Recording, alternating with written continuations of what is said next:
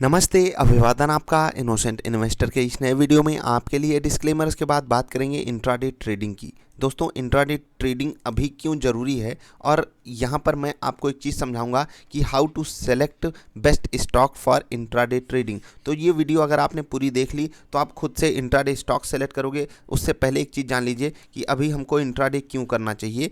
अगर आप बाज़ार में एक्टिव होकर पैसा कमाना चाहते हो तो ये तो बेस्ट माध्यम होता है इंट्राडे ट्रेडिंग से पैसा कमाना। ठीक, आप स्विंग ट्रेड भी कर सकते हो अगर आप एक्टिव हो और छोटा टाइम फ्रेम आपका है, एक दिन से लेकर 7 दिन, 15 दिन या 20, 25, 40 दिन, जो भी आप टाइम फ्रेम रखते हो, ये होती है स्विंग ट्रेडिंग। इंट्राडे क्यों इस वक्त मैं इसको आपको समझाना चाहूँगा। देखिए, बाजार अपने पीक के आसपास ट्रेड कर रही है और पीक का ये मतलब नहीं है कि बाजार और ऊपर नहीं जा सकती। ये सिंपल सा आप बाजार का माहौल समझिए कि बाजार जो है वो ट्रेंड पे चलती है। आपने बहुत बार सुना होगा ट्रेंड इज योर फ्रेंड। ये क्यों कहा जाता है? क्योंकि बाजार में जो होता आ रहा है वो होता रहेगा।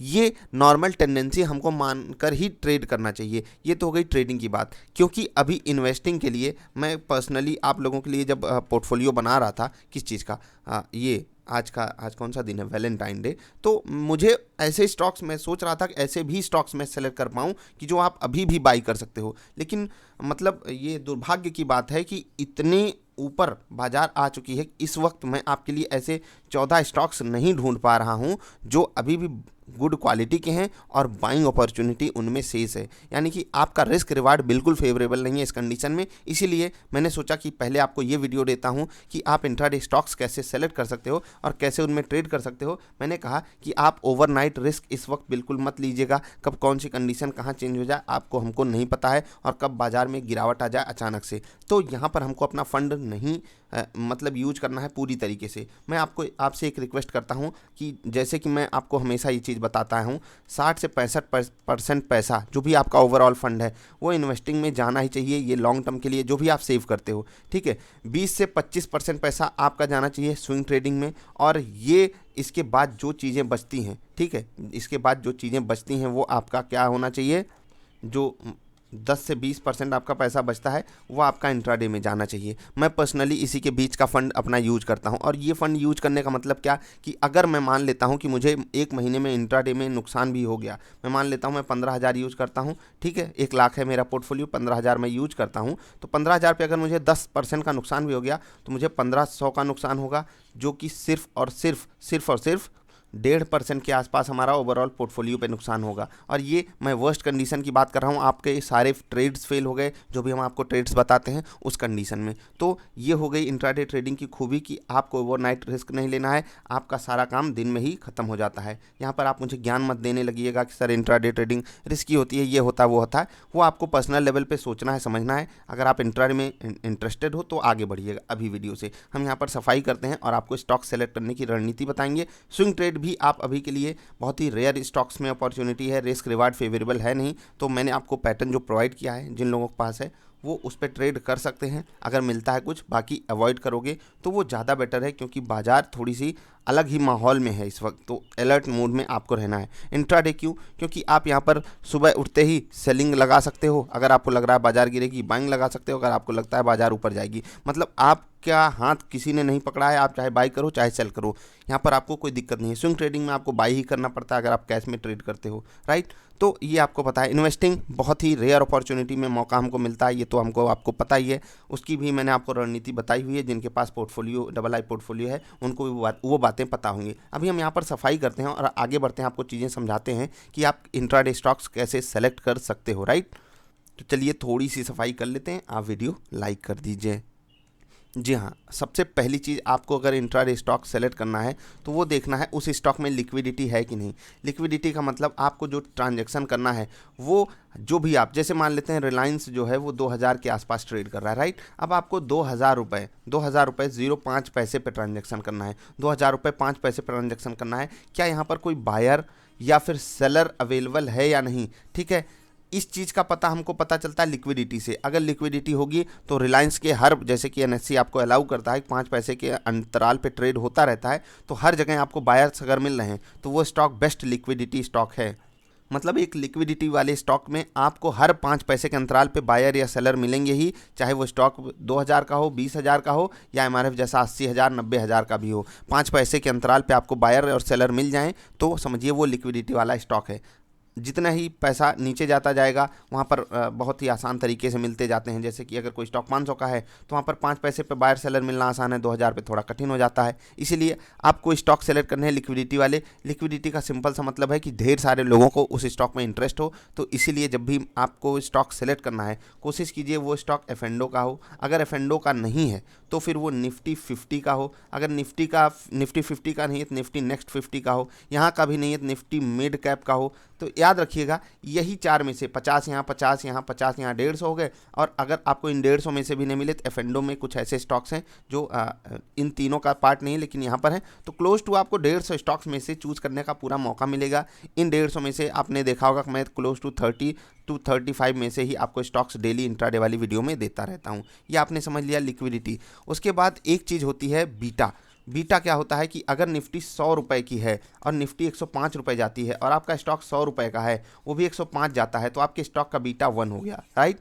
मतलब जितना निफ्टी भागी उतना ही आपका स्टॉक भागा। लेकिन अगर 100 वाला स्टॉक आपका 110 चला जाता है तो आपके स्टॉक का बीटा हो जाएगा 2। और 100 वाला स्टॉक अगर सिर्फ 102 रुपये 50 पैसे जाता है तो आपका स्टॉक का बीटा हो जाएगा 0.5। तो याद रखिएगा जिस स्टॉक का बीटा 1 से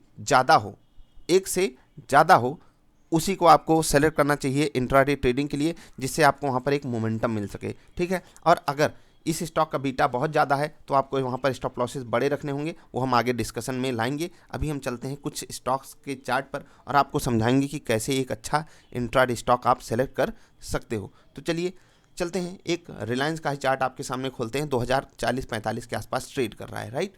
आपको अगर याद हो तो रिलायंस को हम काफ़ी अक्सर मौक़ों पर लेते रहते हैं कि रिलायंस में हम इंट्राडे ट्रेड करेंगे। जब रिलायंस यहाँ पर अवेलेबल था, ठीक है, यहाँ पर, तो मैंने आपको एक चीज़ बताई थी वॉल्यूम का एनालिसिस करके कि हमको यहाँ पर बाइंग अपॉर्चुनिटी मिलेगी। रिलायंस भागेगा, स्विंग ट्रेड के लिए भी लीजिए, इंट्राडे ट्रेड के लिए भी लीजिए। हमको इसने टारगेट भी दिए, स्विंग ट्रेड में भी बढ़िया टारगेट इसने अचीव किए। 2100 तक के हमारे टारगेट थे, 2075 इसने हिट कर लिया है अभी तक का जो सिनारियो बनकर आ रहा है। यहाँ पर आप इंट्राडे स्टॉक कैसे सेलेक्ट कर सकते हो, या तो जो पहली चीज़ होती है वो किसी एग्जैक्टली साइकोलॉजिकल, ठीक है, साइकोलॉजिकल लेवल से पास हो। जैसे कि रिलायंस अगर मान लेता हूँ 2000 के आसपास ट्रेड कर रहा है और 2005 पे क्लोजिंग दिया है, तो हमको पता है 2000 के लेवल पे ढेर सारे राइटर्स, ऑप्शन राइटर्स एक्टिव होते हैं। तो 2005 पे अगर ट्रेड कर रहा है और अगले दिन रिलायंस 2002 पे खुलता है तो हम रिलायंस को शॉर्ट नहीं करेंगे, भले ये नीचे खुला है, नीचे जाने की चेष्टा कर रहा है। या तो हम 2000 के लेवल को डिसाइसिवली तोड़ने देंगे रिलायंस को, या फिर रिलायंस गैप अप कर जाता है, मतलब हम 2000 के लेवल को विशेष मान लेते हैं। तो ये तो हो गया साइकोलॉजिकल सपोर्ट एंड रेजिस्टेंस। ऐसे ही अगर रिलायंस 1995 पे बंद हुआ है, 1998 पे खुला, हम तुरंत रिलायंस को लॉन्ग नहीं करेंगे। हमको पता है कि रिलायंस जो है वो 2000 पे रेजिस्टेंस फेस कर सकता है। तो ये चीज़ें आपको पहली चीज़ ध्यान में रखनी होती हैं। उसके बाद आप एक अच्छा स्टॉक सेलेक्ट कर सकते हो। जैसे कि अभी रिलायंस 2040-45 के आसपास ट्रेड कर रहा है, राइट।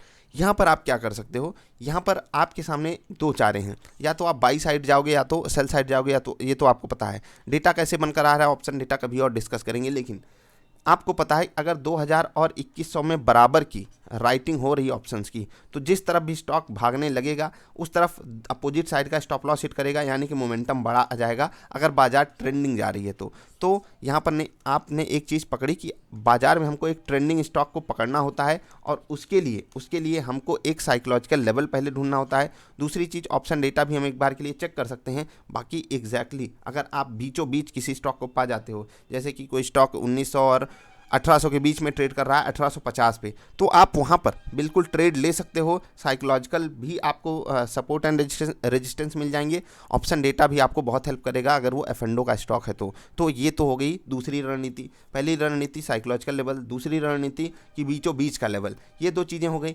तीसरी रणनीति ये होती है कि आपको एक जोन का सपोर्ट या रेजिस्टेंस वो तोड़ता हुआ दिखाई दे। जैसे कि ये 1500 के नीचे साइकोलॉजिकली निकला है, ठीक है, कमज़ोर हो गया है स्टॉक। अभी हमको लॉन्ग यहाँ पर 1500 के ऊपर क्लोजिंग जब तक ना दे तब तक नहीं करना है। लॉन्ग का मतलब बाई नहीं करना है, राइट। 1500 के नीचे क्लोजिंग दे चुका है, कमज़ोर भी है। अब हमको पता है कि इसके पास जो बड़ा सपोर्ट अवेलेबल है 1450 पे अवेलेबल है, तो यहाँ पर हम सेल ट्रेड के लिए बोल सकते हैं आपको, और आपको बाई ट्रेड 1500 के ऊपर करना है। सेल ट्रेड आप नॉर्मली कर सकते हो। अगर बाजार थोड़ी सी भी नेगेटिव हुई तो ये स्टॉक गिर जाएगा। आई होप आप बात को समझ गए होंगे कैसे स्टॉक्स में नेगेटिव मोमेंटम आता है, कैसे पॉजिटिव मोमेंटम आता है। और ये बिल्कुल इसके पीछे बहुत से कारण होते हैं। आपको पता है बायर और सेलर का माइंडसेट क्या होता है, क्योंकि जो 1500 के ऊपर बाई किया होगा उसका स्टॉप लॉस 1490 पे होगा, 1485 पे होगा, 1480 पे होगा। ठीक है, अब इन सब का स्टॉप लॉस क्या होगा, हिट होगा। जो बाई किया है उसका सेल वाला स्टॉप लॉस हिट होगा, यानी कि और सेलर्स आ जाएंगे। यहाँ पर सेलर्स आएंगे तो स्टॉक को और नीचे खींच कर ले जाएंगे। आई होप आप इसके पीछे की भी लॉजिक समझ गए होंगे। तो आपने 2-3 कारण समझ लिए। वही चीज़ आप भारतीय एयरटेल में आपने देखा होगा, मैंने 600 के लेवल पे आपको क्या बोला था करने को, और कितना बेहतरीन इसने टारगेट हिट किया था। हैवेल्स, अब यहाँ पर एक चीज़ आपको देखनी है, यहाँ पर आपको मैंने ये भी समझाया था कि यहाँ पर आपको नेगेटिव ट्रेड नहीं लेना है, क्योंकि नीचे सपोर्ट अवेलेबल है।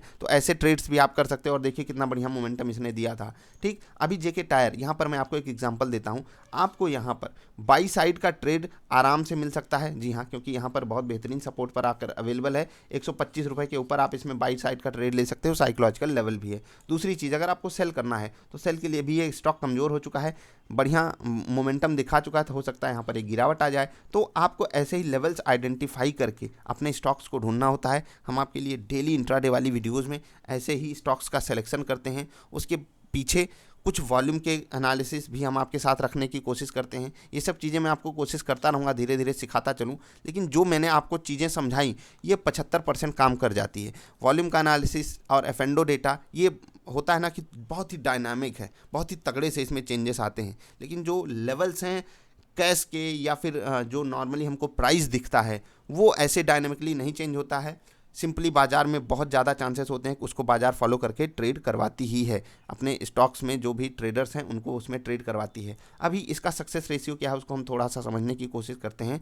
मैं आपको बता देता हूँ कि इंट्राडे ट्रेडिंग में एक बच्चा भी सक्सेसफुल हो जाए, क्योंकि 50% ही चांसेस हैं किस चीज़ के, या तो टारगेट हिट हो जाएगा या फिर स्टॉप लॉस हिट हो जाएगा। राइट, इतना तो आप कह सकते हो। बिल्कुल, ये चीज़ तो कोई भी कह सकता है। इसीलिए आपने देखा होगा कि YouTube पे बहुत से लोग पिवट पॉइंट उठा लेंगे, कहेंगे 125 के ऊपर निकले आप बाई साइड ले लो, फिर 126 टारगेट हो जाएगा, 127 टारगेट हो जाएगा। भाई आपको खुद पता है कि स्टॉक जब ऊपर जाएगा तो हमको बाई करके ही तो ऊपर जाएगा था। जब हम बाई करेंगे तो हमारे टारगेट्स तो आ ही जाएंगे। आपके लिए भी आसान है, मैं आंख बंद करके आपको बता रहा हूँ, आप उन्हीं की तरह कॉल देने लगो। इसलिए मैं आपसे कहता हूँ एक सेटअप बना लो। जैसे कि मैं कह दूँ कि जेके टायर 125 के ऊपर जाएगा, 125 रुपये 50 पैसे पहला टारगेट, 126 रुपये दूसरा टारगेट, 127 रुपये तीसरा टारगेट, ऐसे ही मैं टारगेट दे दूं। भाई जब वो ऊपर जाएगा टारगेट तो अचीव ही करेगा, जब नीचे जाएगा तो टारगेट तो अचीव ही करेगा। मैं कुछ भी बोल के बैठा रहूं तो ये कहना बड़ा आसान होता है, लेकिन करना थोड़ा सा मुश्किल होता है। इसीलिए मैं आपसे एक चीज़ कहता हूँ, आप अपने लिए एक सेटअप क्रिएट करो जो हमने आपको बिल्कुल चीपेस्ट रेट में दिया हुआ है। अगर आप उसका फ़ायदा उठाना चाहते हो तो नीचे से यूज कर सकते हो। बाकी मैं आपसे रिक्वेस्ट ये करूँगा, आप अपना खुद का जब सेटअप बनाओ तो उसको बैक टेस्ट करो कि जो भी आपने सेटअप बनाया है, किसी भी टेक्निकल इंडिकेटर पे आप बनाओ, कोई भी आप टेक्निकल इंडिकेटर यूज करते हो उस पर बना लो अपना सेटअप कि भाई जब तक ये चीज़ें नहीं होंगी तब तक मैं बाई नहीं करूँगा। और ये चीज़ को अपना रूल बना लो और उस चीज़ का बैक टेस्ट करो। बैक टेस्ट का मतलब पिछली बार जब ये चीज़ें हुई हैं उसको टेस्ट करो, और जब आपको ये चीज़ें टेस्टिंग में मिल जाएं तो आप उनमें बड़े आराम से ट्रेड कर सकते हो। तो अभी तक जो मैंने आपको समझाया, यहाँ से जिनके पास डबल आई ट्रेडर वाला पैटर्न है उनके लिए खुद से स्टॉक सिलेक्शन का बढ़िया मौका मिल चुका है। तो मैं आपको यही चीज़ सिखाना चाहता हूँ, सेल्फ डिपेंडेंट होना, आपको किसी के भरोसे ना बैठना पड़े। अब तो मैंने आपको स्टॉक सिलेक्शन भी कम से कम 75% केसेस में चुनना समझा दिया है, और आपको जो मैंने बताया कि जहाँ से आप स्टॉक सेलेक्ट कर सकते हो वहाँ से सेलेक्ट कीजिए, और बहुत ज़्यादा चांसेस हैं कि आप सक्सेसफुल हो जाओगे। ठीक, बस जितने आसानी से हमने आपको पैटर्न समझाया है उतने ही आसानी से आप अन्य पैटर्न्स पे भी थोड़ा सा काम करना चाहो तो कर सकते हो, सीख सकते हो। अगर आपके पास कोई बेटर कोई पैटर्न मिल जाता है तो आप उस पर ट्रेड कीजिए। ज़रूरी नहीं जो हमने आपको प्रोवाइड किया है वही आपको हमेशा ट्रेड करके बहुत बड़ा प्रॉफिट देता रहेगा। वो जो हमने आपको पैटर्न दिया है बिल्कुल बिगिनर्स के लिए है, बिल्कुल जिनको कुछ भी नहीं आता इंट्राडे ट्रेडिंग में वो भी उसको यूज करके कम से कम शुरुआत कर सकते हैं और उससे अपनी ट्रेडिंग जर्नी को आगे बढ़ा सकते हैं और बढ़िया ट्रेड ले सकते हैं। आपने देखा होगा हम उसकी परफॉर्मेंस लगभग शेयर करते रहते हैं। बहुत अच्छे दिन भी जाते हैं, सारे के सारे टारगेट्स आ जाते हैं, बहुत बुरे भी दिन जाते हैं, सारे के सारे स्टॉप लॉसेस भी आ जाते हैं। लेकिन किस तरीके से स्टॉप लॉस और टारगेट्स को मैनेज करना होता है वही चीज़ हम आपको सिखाने की भी कोशिश डेली जब इंट्राडे वाली वीडियो अपलोड करते हैं उसमें करते हैं कि आप किस तरीके से अपनी सिचुएशन को टैकल करके अपने रिस्क रिवार्ड को मैनेज कर सकते हो। तो आई होप मैंने आपको चीज़ें सिखा दी कि how to select best stock for intraday trading, किस तरीके से आप ट्रेड कर सकते हो।